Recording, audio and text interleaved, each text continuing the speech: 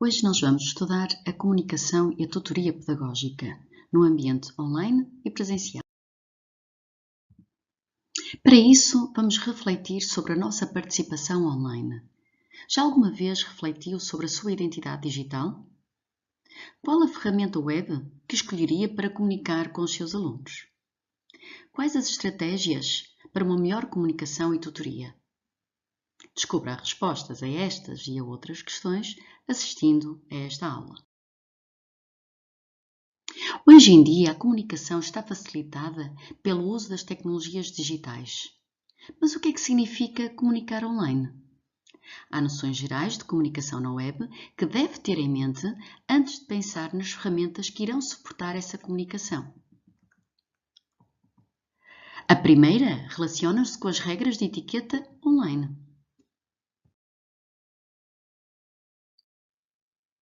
O uso da internet expande-se em todos os aspectos da vida das pessoas, a partir de e-mail para amigos e colegas de trabalho, para entrevistas de emprego, agendamento de consultas médicas, etc. A etiqueta na internet, também denominada de netiqueta, é essencial à criação de um ambiente civilizado de trabalho ou relacionamento pessoal.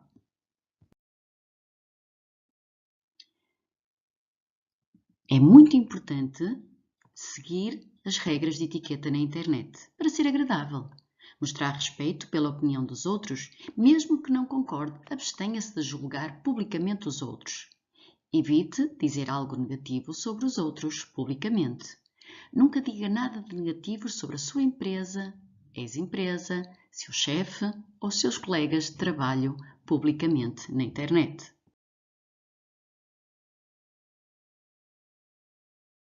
Conheça as siglas mais usadas na internet. Algumas delas já deve ter tido algum tipo de contacto.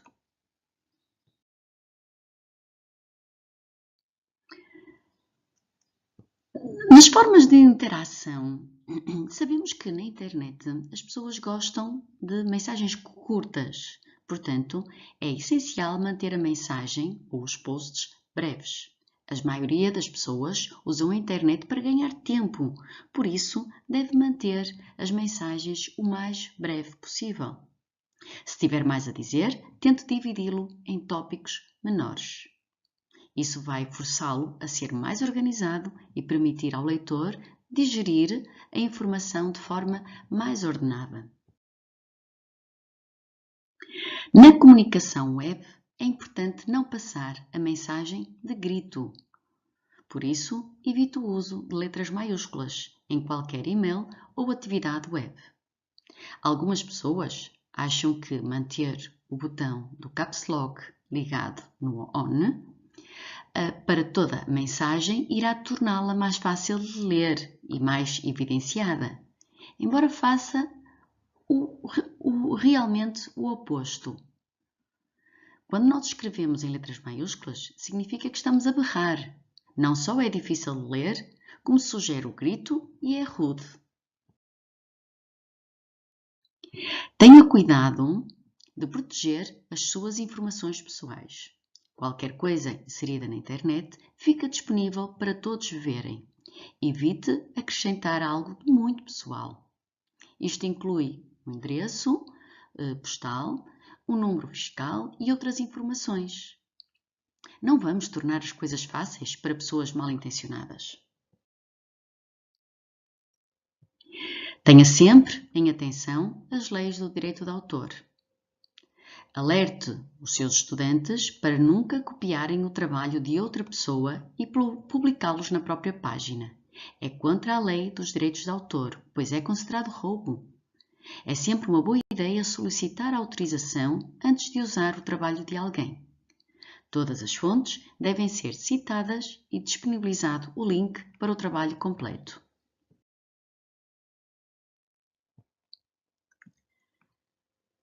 Alerte os estudantes para a reflexão antes de clicar no botão Enviar.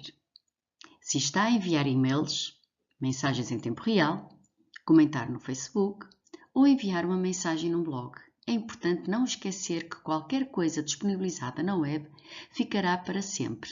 Mesmo quando se retira o material, alguém pode já ter copiado e gravado. É sempre uma boa ideia reler antes de clicar no botão enviar. Se tiver tempo, afaste-se por alguns minutos e volte a rever. Se não, pelo menos verifique a ortografia, gramática e tom da mensagem. Se é tarde da noite e está muito cansado, talvez seja melhor esperar pela manhã seguinte. É possível guardar a maioria das vezes um rascunho. Uma regra de ouro é nunca fazer um post que não gostaria que os seus familiares ou chefes vissem. Apresento aqui um caso de uma altura em que a página do Facebook da Suécia sugere mensagens, um boneco a imitar o Cristiano Ronaldo caído numa linha de comboio, acompanhada pela descrição: "Vamos passar por cima de Portugal". É claro que logo a seguir a Pepsi pede desculpa por ter esmagado Ronaldo com a lata.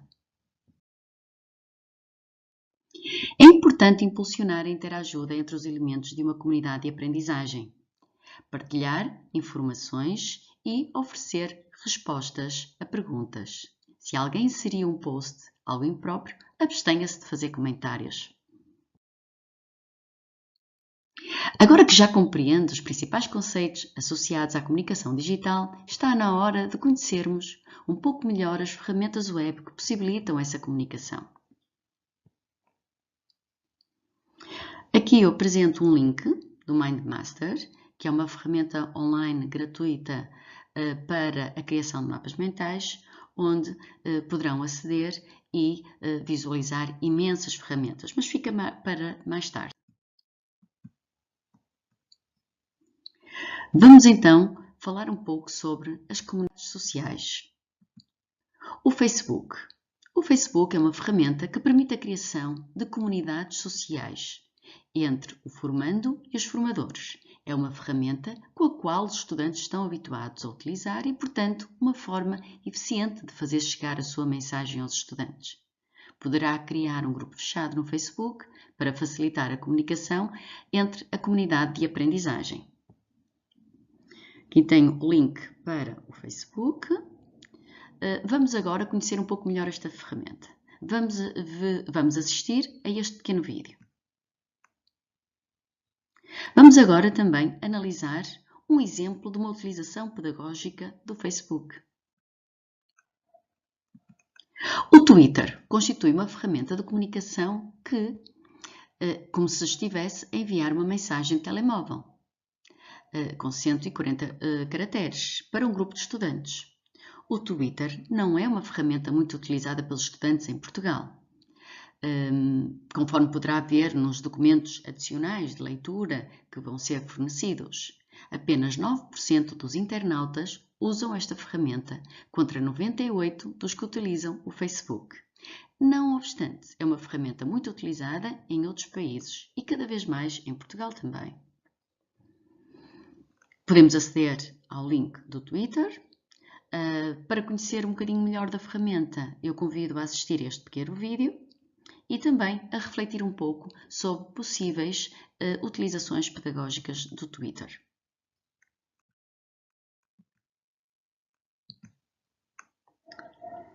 Vamos estudar alguns canais de difusão real. O Hangout, por exemplo. O Hangout é uma ferramenta de comunicação síncrona, em tempo real, oferecida pela Google. Para poder utilizar, necessita ter uma conta Google. É uma ferramenta muito eficaz em termos de transmissão de voz e imagem. Só podem estar até 10 pessoas na sala virtual, mas uma vez que é possível selecionar o botão de transmissão online, o Hangout On Air, a sessão poderá ser transmitida via YouTube e dessa forma poderemos ter um número ilimitado de pessoas a assistir à sessão. O Hangout disponibiliza muitas ferramentas úteis para a sessão com os estudantes, nomeadamente a apresentação de slides ou um vídeo. Penso que vale a pena experimentar esta ferramenta.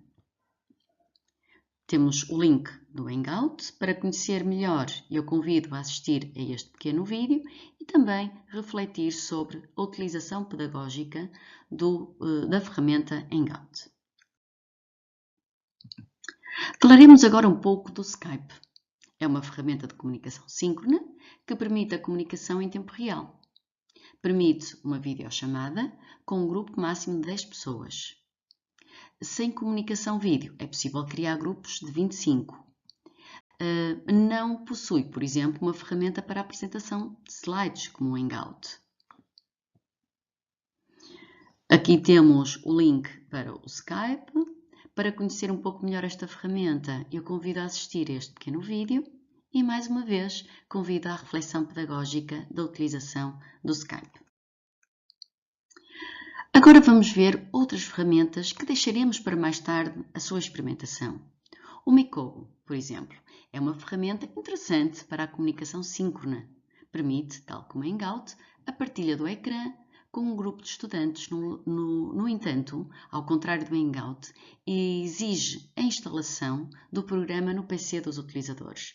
E hoje em dia nós já não estamos habituados a instalar o software no nosso próprio computador. Queremos utilizá-lo online. Portanto, temos aqui o link para o Mikogo, o vídeo que é explicativo da sua utilização e, mais uma vez, uma reflexão pedagógica sobre a sua utilização em âmbitos educacionais. O Gogroko é também uma ferramenta de comunicação síncrona que permite a partilha de programas, ecrã e ficheiros com um grupo de pessoas. Tal como o Mikogo, exige a instalação do programa no PC dos utilizadores. Também vamos deixar para mais tarde esta ferramenta. Fica aqui apenas o link, mais uma vez um vídeo para uma explicação mais detalhada sobre o funcionamento desta aplicação e o exemplo de uma utilização pedagógica.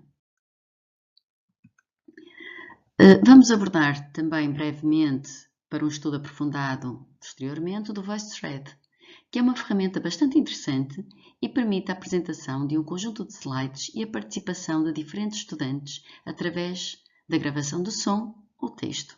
Penso que vale a pena experimentar. Aqui temos o link para o VoiceThread, um vídeo explicativo sobre esta ferramenta e, mais uma vez, um exemplo de uma utilização pedagógica. O AnyMeeting é uma outra ferramenta interessante para videoconferência. Tem o inconveniente de não permitir, na versão gratuita, a gravação da sessão. Claro que pode ser utilizado depois em combinação com outras ferramentas para a gravação dos ecrãs. Aqui temos o link para o AnyMeeting, um vídeo para esclarecer o funcionamento da ferramenta e também uma utilização pedagógica do AnyMeeting. O Big Blue Button é uma ferramenta de videoconferência que pode ser integrada no Moodle e vale mesmo a pena experimentar para os utilizadores do Moodle. Fica então para mais tarde, deixo aqui o link, um vídeo sobre uma explicação do Big Blue Button e também uma reflexão sobre a utilização pedagógica da ferramenta. Vamos agora analisar um pouco mais de detalhe qual é o nosso papel enquanto tutores, enquanto mediadores pedagógicos. As ferramentas de comunicação web são essenciais nos processos de tutoria. Estas que nós vimos e muitas outras. Antes de avançarmos neste tema, eu sugiro que visualize este vídeo. A tutoria pedagógica reconhece, valoriza e parte dos conhecimentos e da vivência do tutorando para desencadear o processo de aprendizagem, procurando agregar novos conhecimentos de caráter prático e modular. O que é que significa quando oferecemos tutoria? É muito importante conhecer o tutorado, conhecer os nossos estudantes. Nesse sentido, tutor e tutorado constroem uma relação de parceria, de corresponsabilidade, com foco no desenvolvimento da prática do tutorado, de forma personalizada, sempre com o objetivo de melhorar o resultado da aprendizagem dos estudantes. A tutoria é uma atividade pedagógica que consiste em orientar o aluno ao nível do seu desenvolvimento pessoal e percurso escolar. Pessoal, através do aconselhamento pessoal, orientar o aluno na autoaprendizagem, do ser pessoa, aprender a ser, conhecer e desenvolver assertivamente a sua identidade, as suas potencialidades únicas e irrepetíveis. Relativamente ao percurso escolar, é importante oferecer um aconselhamento escolar, uma orientação didática nas várias disciplinas, ensino de técnicas de estudo personalizadas, um estudo orientado. O tutor é um assessor de projetos pessoais, um profissional de orientação nas diferentes vertentes do desenvolvimento pessoal, social, académico, um elo de interação entre os vários agentes educativos. Através da atividade tutorial, pretende-se que o aluno atinja um conhecimento assertivo de si mesmo, dos outros e da sociedade global que o rodeia, de modo a que chegue a adquirir as competências fundamentais. O aluno deve ser capaz de valorizar, selecionar com espírito crítico a informação adequada, através da leitura e no campo das tecnologias. Deve ser capaz de interiorizar, com racionalidade, a informação, também aquela relacionada com o currículo oficial, adquirindo, gradualmente, autonomia e capacidade de autogestão da própria aprendizagem. O tutor deve ser capaz de estabelecer pontos de comunicação, evitando todo e qualquer gap ou barreira de comunicação. É importante que o tutor saiba acolher afetuosamente e motivar os seus estudantes. Fazê-los descobrir a especificidade do ser pessoa, o desafio e o direito de marcar a diferença. A criatividade não é massificadora. É importante conhecer cada estudante, perceber quais é que são as suas experiências, as suas expectativas e preferências.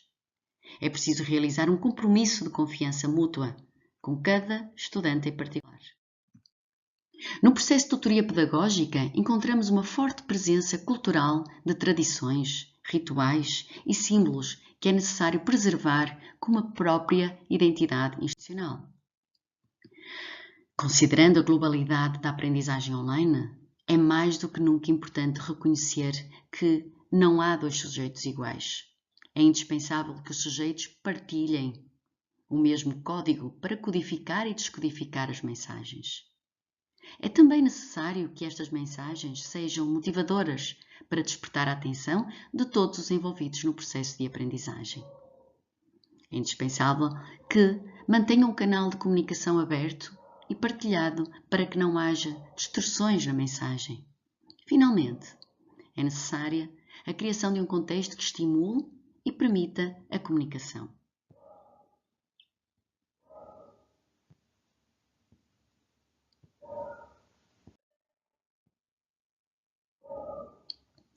Ao nível do emissor e do receptor, é importante a construção de ideias. No campo da construção mental, é importante a codificação, estamos a falar da língua e da capacidade verbal. É importante a expressão, a pronúncia, a gaguez, a dificuldade na comunicação, a audição, a descodificação, a capacidade de descodificar, desconhecimento da língua, muitas vezes, que acontece e dificulta, e por isso resulta na descodificação, na má descodificação. A interpretação, a capacidade de integrar a mensagem no seu quadro referencial. Ao nível do contexto, há contextos que incentivam a comunicação e há outros que não. É diferente dois sujeitos conversarem numa discoteca ou numa sala de leitura. No âmbito do ensino à distância, cada tecnologia tem as suas potencialidades e devem ser utilizadas em diferentes contextos.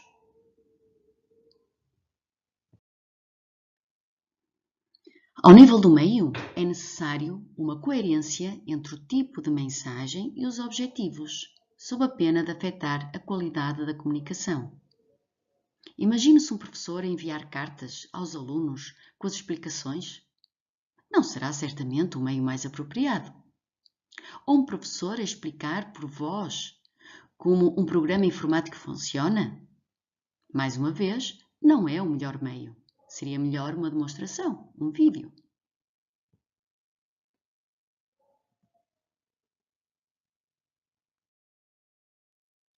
Ao nível da mensagem, a própria mensagem pode não facilitar a comunicação se não for oportuna, pertinente, motivadora. Pode não suscitar a atenção do receptor. Se for demasiado dissonante do quadro referencial do receptor, é provável que este a recuse. Os valores culturais e éticos do receptor podem provocar uma forte recusa, não chegando mesmo a ouvir o que se pretende dizer. A aprendizagem traduz a forma como se aceita ou rejeita a mensagem comunicada.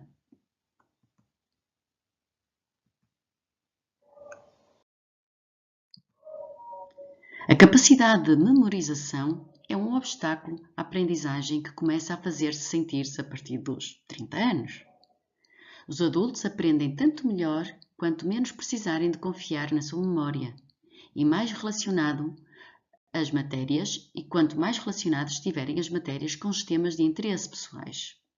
Por outro lado, é determinante a assimilação de conhecimento na sua experiência, em vez de grandes formulações teóricas de cariz abstrato. Também nos adultos é menor a resistência ao fracasso, devendo haver um cuidado de criar situações de reforço positivo. A estratégia da tentativa e erro poderá ter êxito na criança e no jovem, mas poderá não constituir uma pedagogia de sucesso no adulto. Um uso excessivo da expressão oral poderá fazer com que os formandos percam a mensagem. Retemos melhor o que vimos do que ouvimos e ainda melhor o que fazemos.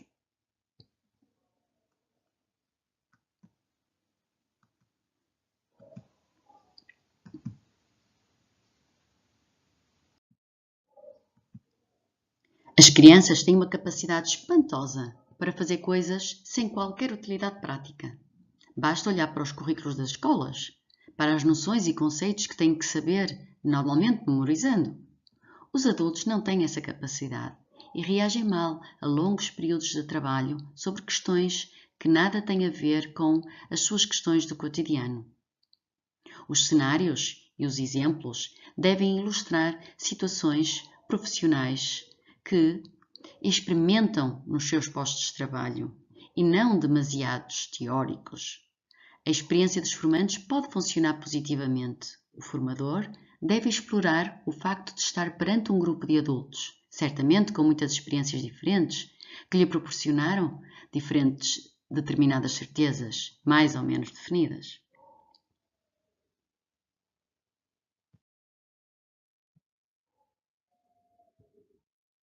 Em qualquer processo de aprendizagem, global ou local, importa compreender cada sujeito como uma entidade complexa, resultante da combinação de fatores biológicos e psicológicos, resultante das experiências vividas que deixam marcas positivas ou negativas, mais superficiais ou mais profundas.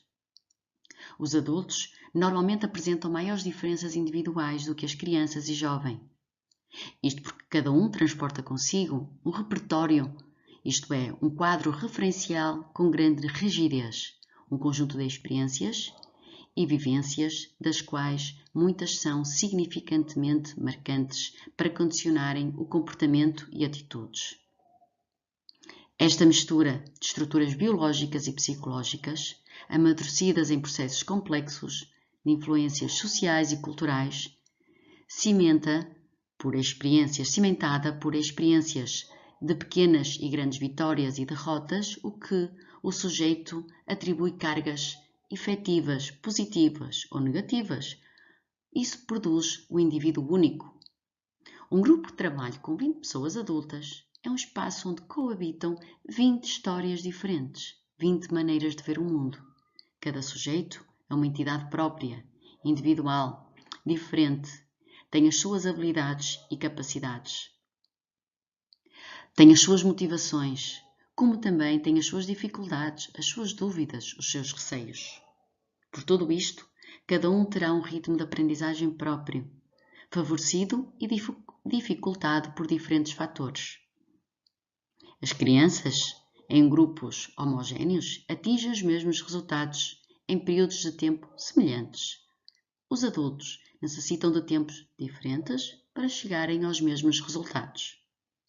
Por outro lado, de forma geral, reagem mal a situações de competitividade, sentindo-se pressionados em stress, o que provoca bloqueio à aprendizagem, e os resultados são mais fracos, defendendo-se tanto quanto possível de se expor à crítica do formador ou do grupo. Por tudo isto, é importante que o formador, em cada grupo, sinta que há uma resposta adequada a cada situação e que todos têm espaço e oportunidade para exprimirem, à sua maneira, sem que isso signifique, obrigatoriamente, a não consecução dos objetivos.